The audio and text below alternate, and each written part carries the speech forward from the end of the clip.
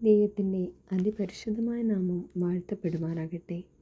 അല്പസമയത്തെ ചിന്തയ്ക്കായി തിരഞ്ഞെടുത്തിരിക്കുന്ന വേദഭാഗം വിശുദ്ധ യോഹന്നാൻ എഴുതിയ സുവിശേഷം 1-ാം അധ്യായം 11-ാം വാക്യം.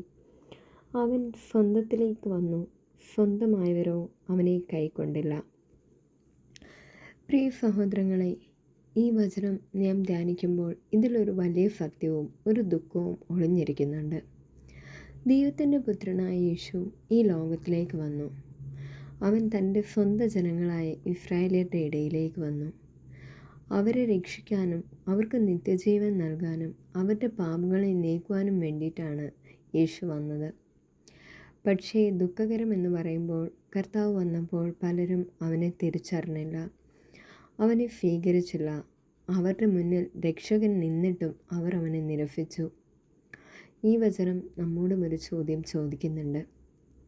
യേശു നമ്മുടെ ജീവിതത്തിലേക്ക് വരുമ്പോൾ നാം അവനെ സ്വീകരിക്കുന്നുണ്ടോ?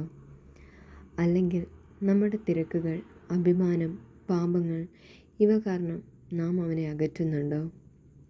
എന്നെ കേൾക്കുന്ന എൻ്റെ പ്രിയരെ, നമ്മുടെ ഹൃദയം യേശുവിന് വേണ്ടി തുറക്കുമ്പോൾ നമ്മുടെ ജീവിതം മാറും. സമാധാനവും സന്തോഷവും പ്രത്യാശയും നമ്മുടെ ജീവിതത്തിൽ നിറയും.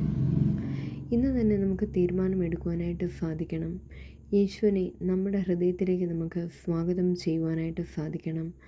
അവനെ സ്വീകരിക്കുന്നവർക്ക് ദൈവത്തിൻ്റെ മക്കളാകുവാനായിട്ടുള്ള അനുഗ്രഹം ലഭിക്കും. യേശു എല്ലാവർക്കും വേണ്ടി വന്നെങ്കിലും അവനെ സ്വീകരിക്കുന്നത് ഓരോ മനുഷ്യൻ്റെയും വ്യക്തിപരമായിട്ടുള്ളൊരു തീരുമാനമുണ്ട്.